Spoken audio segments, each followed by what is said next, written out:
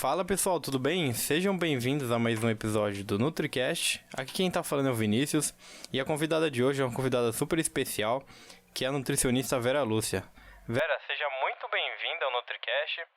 Se você pudesse apresentar um pouquinho pro pessoal que tá escutando a gente. Bem, obrigada pelo convite, Vinícius. Então, como ele mencionou, né, eu sou a Vera, mas comumente conhecida como Vera Salvo. Sou nutricionista e pós-doutora em saúde coletiva pela Unifesp nos temas de mindfulness, de mindful eating. Também tenho especialização em nutrição clínica e teorias e técnicas para cuidados integrativos. Sou instrutora de mindfulness, de mindful eating e de cultivo da compaixão baseada em mindfulness. E Vera, pra gente começar com o pé direito, você poderia falar um pouquinho da sua história na nutrição, o que te moveu, né, a escolher essa área, se puder falar um pouquinho pra gente? Na verdade, eu sempre gostei da área da saúde, né? Então, o cuidar do outro sempre foi algo que me chamou a atenção.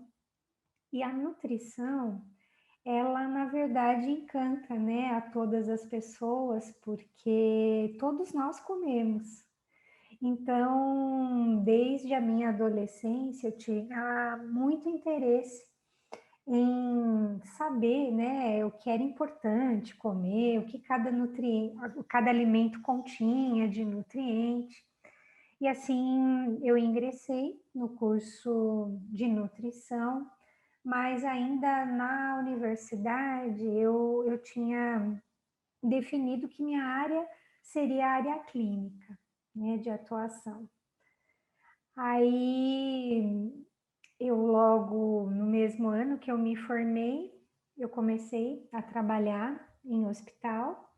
Então, trabalhei em vários setores do hospital, fazendo lactário, UTI, pediatria, enfermaria geral.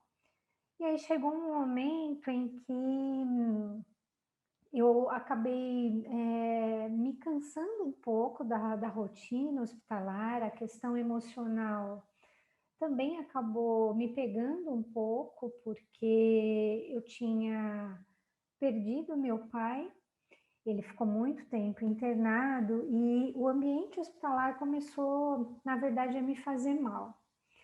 Nessa época eu já estava na universidade, eu já era docente nas disciplinas voltadas para a clínica, dietoterapia, avaliação nutricional.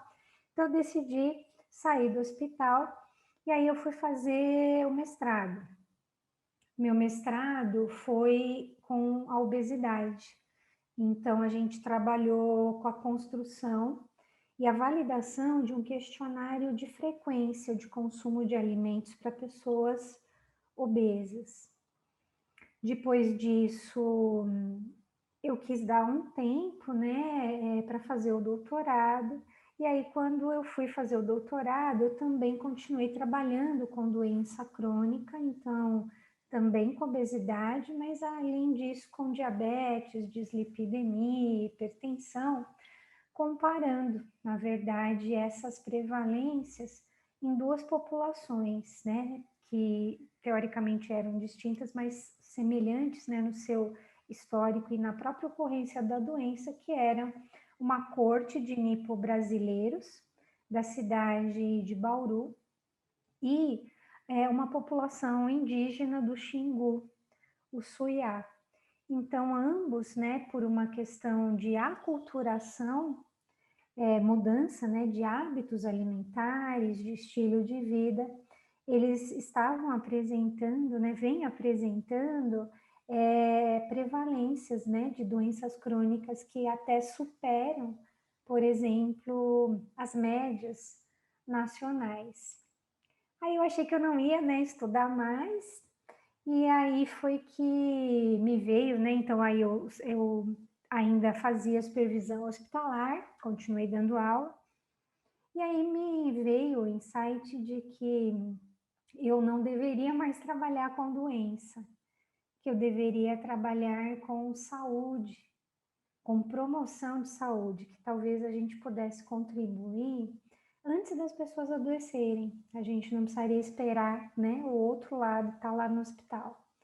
E foi aí que, em 2014, eu ingressei no meu primeiro pós-doc para estudar mindfulness e burnout em profissionais da saúde de Santos e de Santo André, já com a ideia de chegar ao Mindful Eating, que foi o meu segundo pós-doc, trabalhando, né, com a avaliação desses dois protocolos, né, comparando um estudo randomizado, comparando a efetividade, né, desses programas para mulheres com excesso de peso nas unidades básicas de saúde da periferia de São Paulo. É uma história muito bonita, né, da gente que está escutando. E Vera, um ponto que eu sempre levanto, né, que você acabou falando também, é sobre obesidade, né? A primeira vez que eu levantei esse ponto foi no primeiro episódio, né, que eu gravei com a Sandra Chemin, que é da São Camilo. E foi um ponto que foi bem legal, né? A discussão foi sobre se é possível acabar com a obesidade. Claro que, né, que depende de múltiplos fatores, já que a obesidade ela é de múltiplos fatores, mas se você puder falar um pouquinho sobre isso, eu sei que acaba sendo um tema muito difícil, mas como que nós nutricionistas, né, podemos atuar para talvez atingir a raiz, né, como você comentou antes de chegar na doença. Bem, quando a gente fala, né, de obesidade, é muito importante frisar isso que você mencionou, né? Então, a gente nunca pode esquecer que a obesidade, ela é multifatorial. Se a gente esquecer disso, parece que é possível que alguém, qualquer profissional de saúde, possa de repente trazer uma solução que se aplique a todo mundo. E, infelizmente, né, isso não é verdade, né? Então, no meu mestrado, no meu doutorado e no pós-doutorado, a obesidade, né, o excesso de peso estiveram aí presentes como tema de pesquisa. Então, quando você me pergunta, né, como que nós, né, nutricionistas, poderíamos estar auxiliando, né, as pessoas com excesso de peso, eu diria que nós podemos auxiliar muito. Mas auxiliar muito também depende do nosso olhar, né, do nosso olhar sobre essa questão que é um problema de saúde pública. Então, eu diria que a gente poderia começar ajudando a partir de uma postura, enquanto profissional, menos rígida, mais humana, mais flexível, em que a gente não se coloque num patamar distinto desse outro ser humano que nos procura, pedindo ajuda, querendo, na verdade, caminhos, soluções. Ele não espera encontrar um juiz. E muitas vezes, né, dentro daquilo que a gente aprende, que a gente estuda no sentido mais estrito da nutrição, na visão mais biologicista, biomédica, acompanhando, né, a medicina, às vezes é muito automático para a gente julgar, né? Então a pessoa está lá contando, a gente está fazendo anamnese sobre o que ela come e a gente já está julgando, né? Olha só, imagina, olha como que ela come, né? Que comportamento alimentar. Então não é isso que a pessoa precisa, não é isso que ela está procurando. Acho que isso tem muito a ver, né, com o trabalho que eu venho desenvolvendo de Mindful Eating. Mais do que nós sermos prescritores, come isso, deixa de comer aquilo, essa quantidade X, Y, proibidos, né, permitidos, eu vejo muito, né, uma transformação da nutrição em que a gente sai do lugar de prescritor para, na verdade, sermos tutores, facilitadores de um processo de mudança de comportamento alimentar que, na verdade, é da pessoa. Então, se nós tivermos, né, a humildade de olharmos para essa pessoa que nos procura como um outro ser humano, com menos julgamento, talvez seja possível ouvi-la de fato.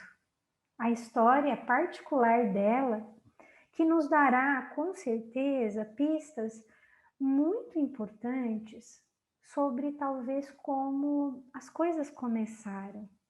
Quando ela começou, às vezes, a perder essa referência do próprio corpo, da fisiologia, e acabou, na verdade, exagerando em quantidade, em qualidade. E a partir do que essa pessoa nos contar, a gente poder, na verdade, tutorar esse processo, permitir que ela se empodere da saúde dela e que ela faça essa mudança de comportamento na velocidade que para ela é possível sustentar. Então, mais do que mudar radicalmente ou rapidamente, enquanto profissionais da saúde que somos, o mais importante é que a gente vá tutorando este processo para que ele seja seguro para essa pessoa. Que antes da gente pensar simplesmente, né, numa perda de peso, no resultado numérico da balança, a gente possa levar em consideração todos os parâmetros de saúde para que realmente nós estejamos promovendo saúde enquanto profissionais da área, ao invés de adoecermos as pessoas com posturas muito rígidas que reforçam já naturalmente uma tendência que todos nós temos de sermos extremamente autocríticos, de não nos perdoarmos, de sempre querermos ir além.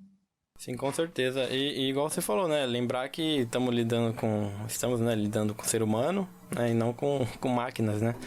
Então, isso foi muito importante. E Vera, antes da gente entrar um pouquinho mais sobre Mindful Eating, né, Mindfulness, o nosso podcast ele é formado tanto por estudantes, né, como profissionais da área da saúde, e focando agora nos estudantes. Que eles têm dúvida, né? Me formei agora, às vezes está querendo seguir a área, né? A sua área de atuação. Se você puder passar algumas dicas para quem está querendo seguir essa área. Então, quando a gente se forma, né? Às vezes a gente sai com algumas ideias, né? Pré-concebidas, como eu mesma exemplifiquei, né? Quando eu saí da faculdade, eu tinha certeza que eu não queria a área de alimentação coletiva, tinha dúvidas em relação à saúde pública e o que mais me chamava a atenção naquele momento era a nutrição clínica, mas que eu sabia que tinha uma oportunidade, por exemplo, de emprego na época que era menor do que alimentação coletiva. Então, quando a gente sai, é importante, mesmo a gente tendo às vezes essa tendência, e aí surge às vezes uma outra oportunidade, da gente estar aberto, porque a nutrição ela é muito grande. E às vezes aquilo que eu vivi na universidade ou até no meu estágio não necessariamente representa a realidade daquela área. Foi só uma experiência. Depois, por exemplo, né, o Mindful Eating é algo ainda muito novo, né, no Brasil e no mundo. Então, ele faz parte, né, de um contexto em que o nutricionista, independente de onde ele esteja, ele pode atuar, trazendo o Mindful Eating para a prática dele. Ele precisa procurar, né, uma formação adequada, porque a gente sabe que traz muitos benefícios, mas também pode trazer complicações. Então, se eu quiser atuar com Mindful Eating na alimentação coletiva, isso é possível. Se eu quiser levar Mindful Eating para a saúde pública, Isso também pode acontecer. E também levar para a nutrição clínica, para a nutrição esportiva, porque o Mindful Eating, ele abre oportunidades. Ele se encaixa em todas as áreas, porque, na verdade, a gente trabalha muito o quê? A possibilidade de cada um de nós, enquanto nutricionistas, enquanto seres humanos que todos somos, resgatarmos essa sabedoria do corpo, que é natural das crianças pequenas. A gente, a partir de Mindful Eating, que na verdade vem, né, de Mindfulness, a gente descola, né, e por isso que eu fiz primeiro o pós-doutorado em Mindfulness para depois chegar no Mindful Eating, porque senão a nossa tendência, né, e acho que é uma coisa importante falar para os estudantes, de repente eu saio, nossa, Mindful Eating está na moda, eu vi, está na mídia, aí eu quero fazer isso. Então a gente se encanta. Mas é muito importante que a gente olhe para a base, né? Eu vou exemplificar uma coisa que aconteceu comigo. As minhas primeiras aproximações desse tema, e eu não era instrutora e não tinha um conhecimento assim sobre a área, eu achava que Mindful Eating era só uma invenção, né? Um nome diferente, mas era educação nutricional que a gente teve na faculdade. E não, é muito mais do que isso, né? Então, ela está ancorada, a base de Mindful Eating é Mindfulness.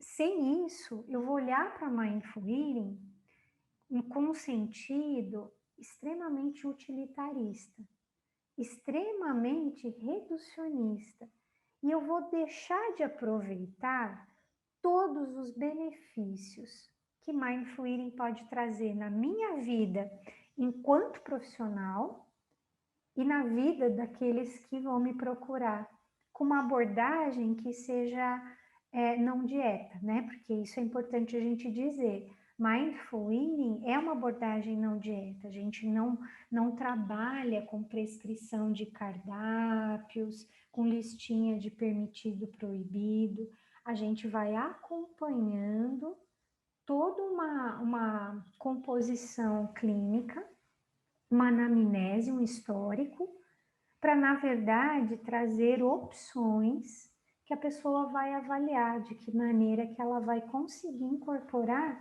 no dia a dia dela com a nossa ajuda.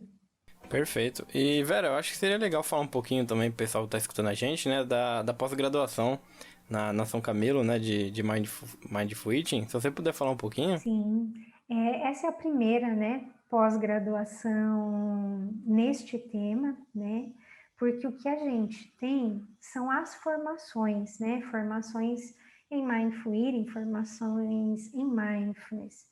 E ao longo, né, dos anos, né, acompanhando, né, diferentes pessoas, tanto na formação de Mindful Eating quanto de Mindfulness, o que eu percebi?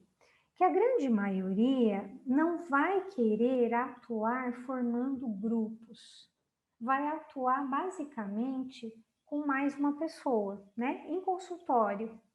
Então, nesse sentido, a gente montou essa pós-graduação, né, a São Camilo, que foi minha primeira casa, né, que é uma instituição de ensino de referência, acolheu essa proposta, né, que é uma proposta muito inovadora, que resgata o conceito do One Health, né, de saúde única, que nesses tempos de pandemia voltou a ser resgatado, né, porque não é novo.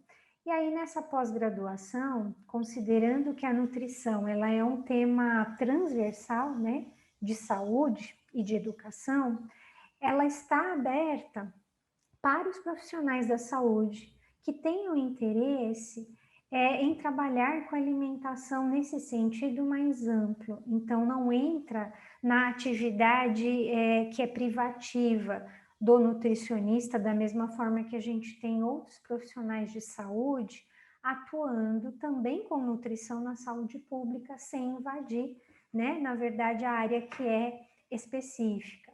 Então, a partir, né, desse curso, né, de 1 ano, então a gente faz uma imersão, porque as aulas são de segunda, de quarta e de sexta, porque a ideia é permitir que o estudante, quer seja recém-formado, quer seja já de longa data e que queira mudar de área, que ele primeiro passe pelo processo. Então, ao longo do curso, o aluno vai passar pelo programa de 8 semanas de Mindfulness para ele poder se perceber melhor, para ele se conhecer melhor, para trabalhar com sua autorregulação emocional. Vai passar pelo programa de Mindful Eating também, para que ele possa viver em primeira pessoa aquilo que futuramente ele vai ofertar no consultório para outra pessoa.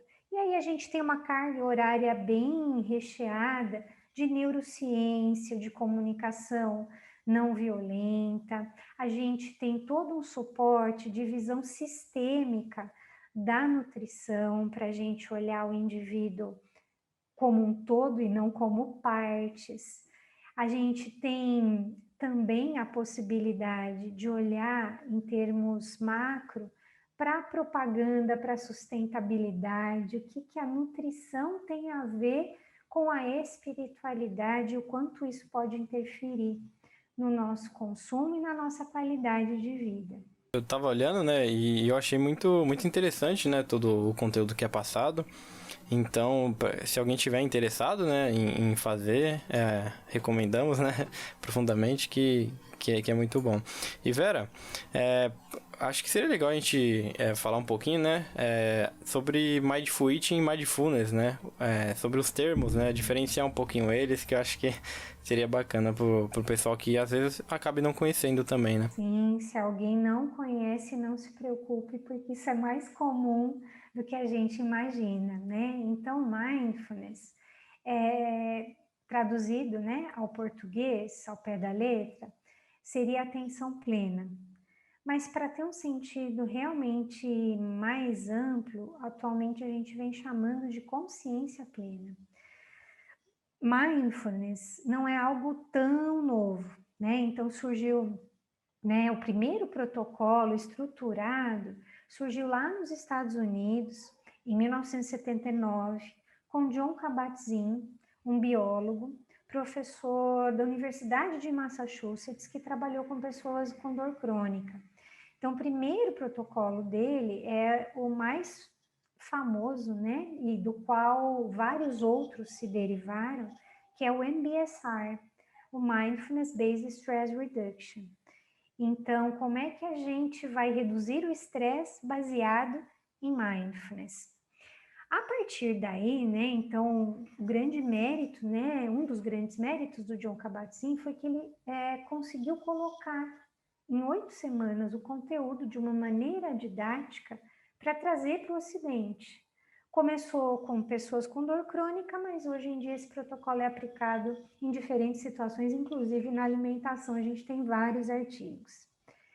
De mindfulness, né, que é essa possibilidade da gente estar atento, mas saindo do nosso automatismo, uma atenção que é mais gentil, uma presença que é mais aberta, mais curiosa, menos julgadora.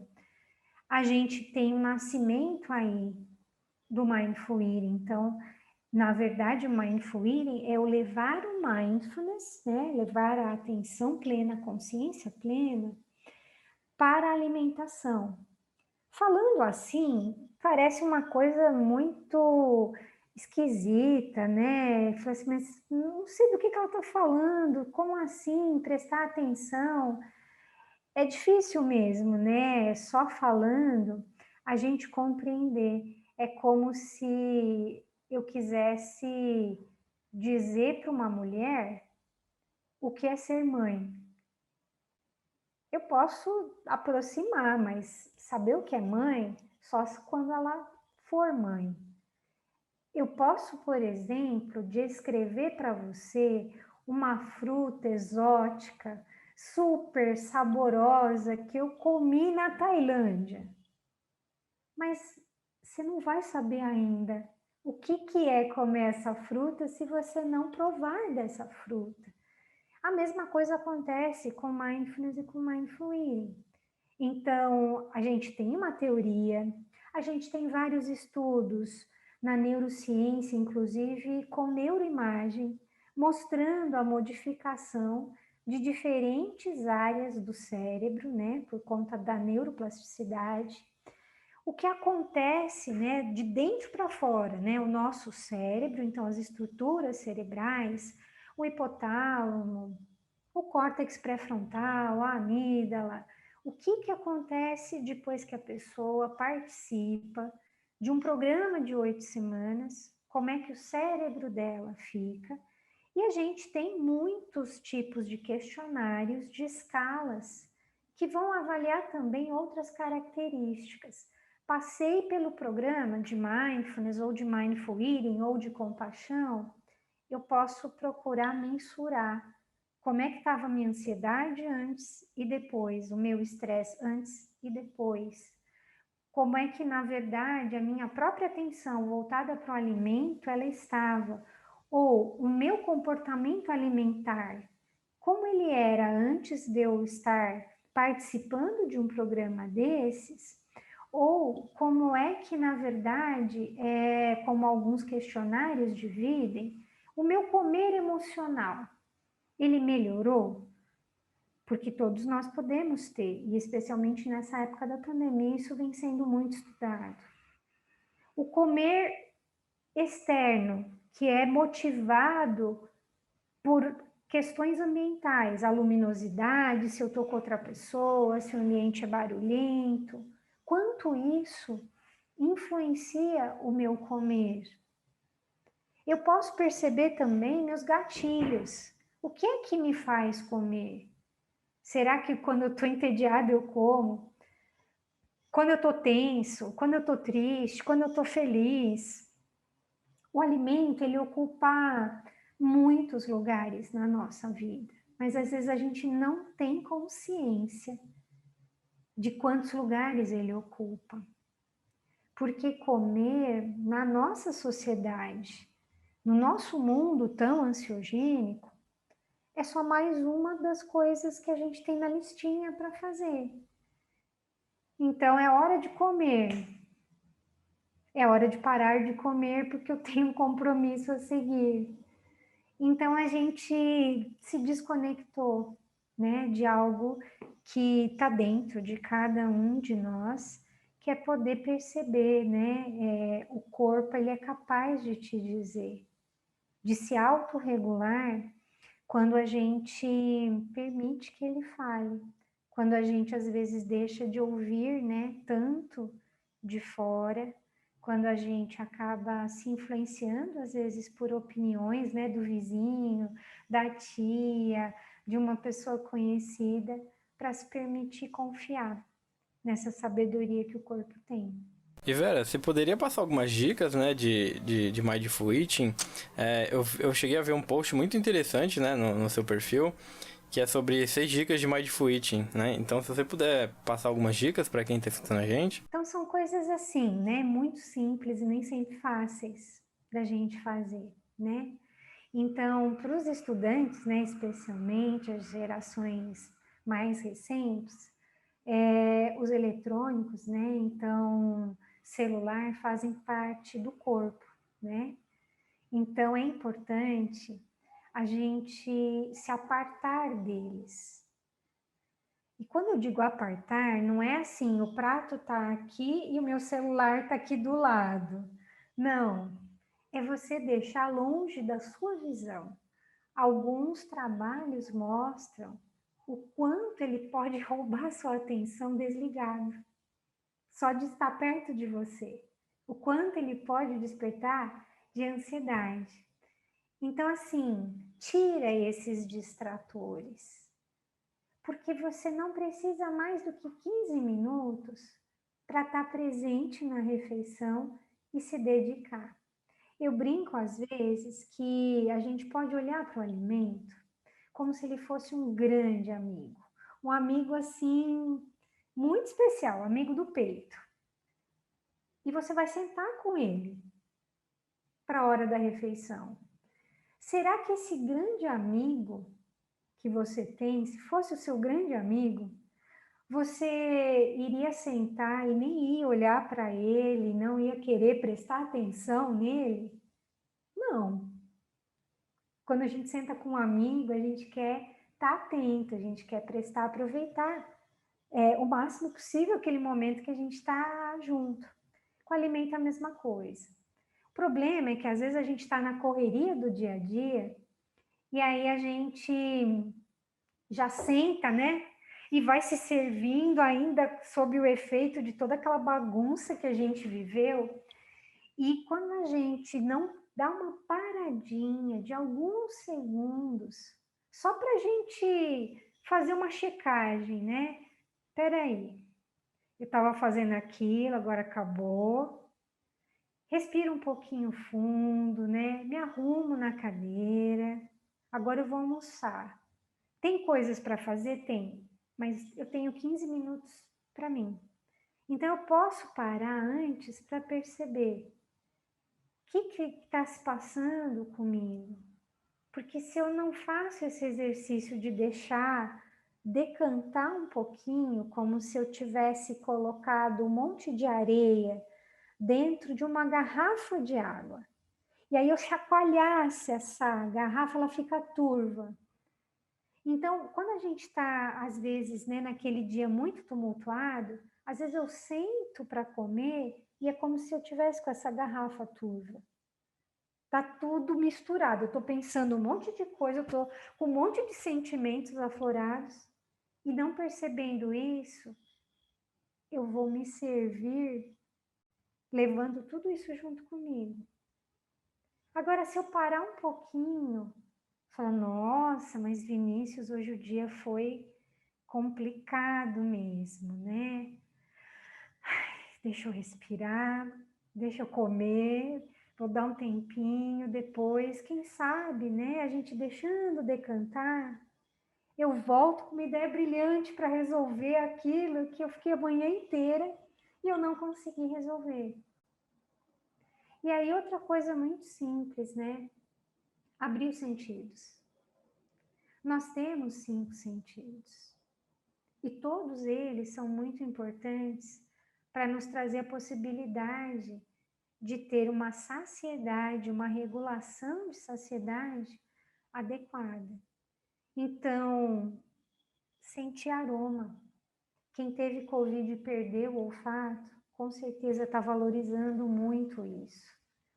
É maravilhoso você sentir diferentes aromas e, consequentemente, poder perceber no seu paladar gostos distintos. É maravilhoso você poder enxergar que tem cores diferentes e que você pode colorir seu prato ao invés de deixá-lo monocromático. Você pode, inclusive, perceber que talvez seu prato tenha cores muito semelhantes todos os dias. E sem saber nada de nutriente e nutrição, talvez você comece a pensar, acho que eu preciso mudar um pouquinho a composição desse prato. E ouvir. Ouvir a mastigação é uma forma de você se acalmar. Que é algo que a gente não ouve, né? Porque a gente está ouvindo os pensamentos. A nossa mente tagarela. E a gente termina a refeição sem perceber que comeu.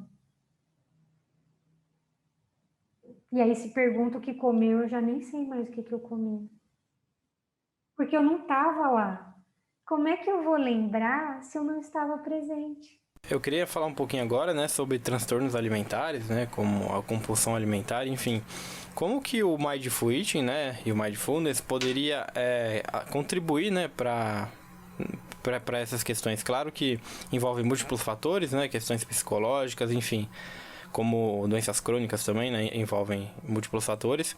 Mas como que poderia contribuir, né, nessa questão? Sim, quando a gente fala de transtorno alimentar, né, especialmente quando a gente fala de compulsão alimentar periódica, né, dos episódios, né, do comer compulsivo, do binge eating, Basicamente, né, o que a gente tem até hoje em Mindful Eating, tanto em estudos randomizados quanto em meta-análise, eles estão muito voltados para transtornos e para obesidade, né? A gente tem menos estudos em relação à anorexia, que segue uma outra lógica.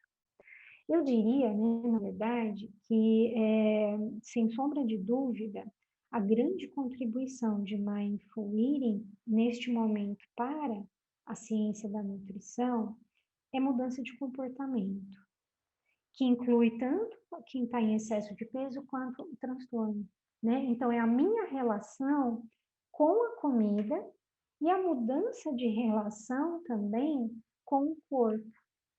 Então, muitas vezes, o que a gente observa nos transtornos? Uma rigidez no pensar. O pensamento, ele é dicotômico. Ou é sim, ou é não. Ou está certo, ou está errado. E mindfulness traz o caminho do meio. Traz a possibilidade de eu me olhar, mas não com aqueles olhos críticos prontos para apontar o que não está legal, ou o que eu acho que não está bom. Mindfulness, na verdade, traz a possibilidade de eu olhar para mim, para a minha história, para o meu corpo, para a minha alimentação, com as lentes mais amorosas, com as lentes da compaixão, ou seja, eu estou sofrendo. Quem tem transtorno alimentar sofre muito. É um grande sofrimento comer. A comida, muitas vezes, ela é uma ameaça. O momento de alimentação é um momento de terror. E aí, conforme a gente vai treinando essas habilidades de foco, de atenção, de amorosidade, de compaixão, a gente vai permitindo que essa relação se transforme. E quando eu transformo uma relação com o alimento, eu transformo a relação comigo, com o meu corpo. Eu transformo a relação que eu tenho com as pessoas que me cercam. Essa é uma forma subjetiva de avaliação que eu ouvi muito no meu pós-doc. As pessoas na unidade que trabalhavam com as participantes, elas falavam: o que está acontecendo com você? Você está diferente. Então, é uma mudança que acontece lá dentro, para depois se externar. Então, quando eu começo a ter aceitação e amor pelo meu corpo, pela minha alimentação do jeito que ela é hoje, mesmo reconhecendo que não está do jeito que eu gostaria, eu posso transformar. Se eu estiver negando o que eu estou sentindo, negando o que eu não aceito, é muito difícil a gente conseguir fazer qualquer coisa.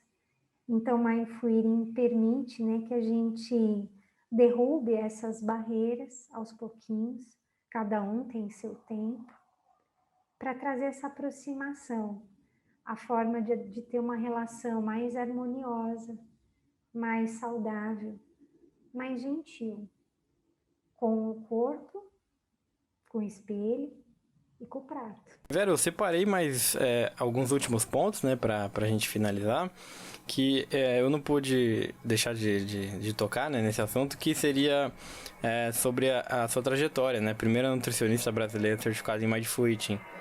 Se você puder falar um pouquinho disso, né, dessa conquista que você tem. Sim, na verdade, né, como eu mencionei, Mindful Eating é mais jovem, né, do que Mindfulness. Se a gente for pensar que Mindfulness basicamente começou a despontar em 2011, né, no Brasil, foi, na verdade, lá em 2014, né, quando eu comecei o pós-doc, que a gente estava começando a falar um pouquinho, né, de Mindful Eating. Eu me lembro que foi no mega evento de nutrição de 2015 que eu trouxe esse tema e ninguém absolutamente sabia sobre mindfulness, sobre Mindful Eating. Hoje a gente já tem muitos nutricionistas, muitos profissionais da saúde interessados, mas naquela época, e mesmo quando eu fiz o meu pós-doc, né, que eu fiquei o ano de 2017 conversando com a Secretaria Municipal da Saúde, então eu ia em cada unidade, tinha reunião técnica com todos os profissionais de saúde para explicar o que era. Dava para contar nos dedos, em 15 unidades que eu visitei, nos dedos de uma mão, quantos já tinham ouvido falar sobre, que tinham vivenciado e que tinham estudado alguma coisa, muito menos.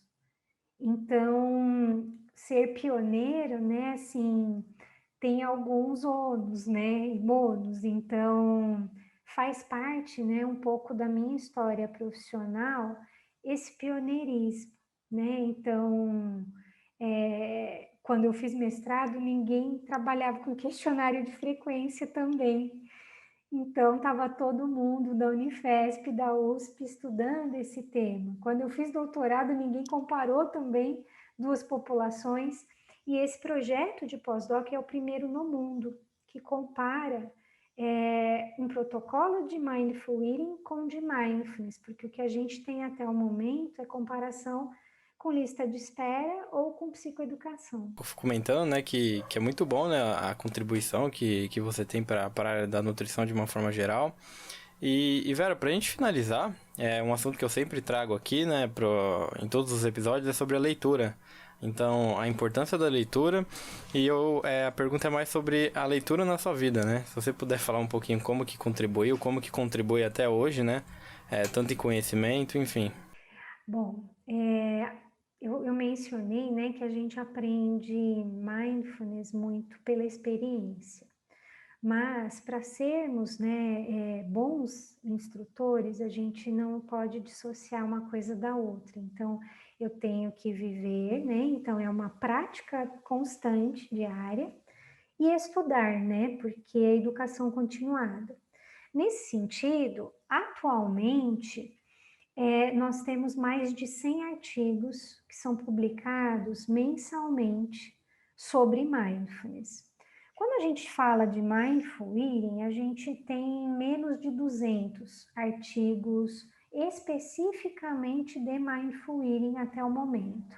Mas quando a gente estuda a nutrição, fica num grande bolo, né? Tá misturado mindfulness com mindful eating, mesmo nos estudos de meta-análise.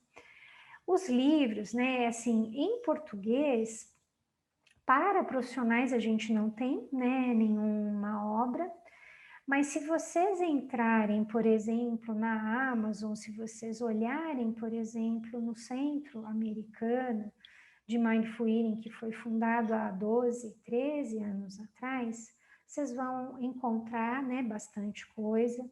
Queria citar até para honrar o meu próprio caminho, a minha professora de Mindful Eating, que foi uma das pioneiras, que trabalhou por 2 anos, né, com o pai do Mindfulness no Ocidente, o John Kabat-Zinn, que eu citei, que é a professora Jean Christeller. Ela é uma psicóloga, né, professora emérita da Universidade de Indiana. Ela está para lançar o livro dela com o protocolo que, ao longo destes anos todos, de 1999 para cá, ela foi atualizando, né, o protocolo dela, que é o MBIT, que foi o que eu fiz a formação. E temos outras grandes autoras, né, como a professora Jan Choson Days, que é uma pediatra e monja, da mesma forma que também uma autora interessante é a Susan Albers e a Jean Fenn. Queria chamar a atenção, né, e aí um convite muito especial para os colegas, né? Temos muitos psicólogos, médicos, né, nessa área. Acho que temos poucos nutricionistas, por enquanto, abraçando essa abordagem em nutrição.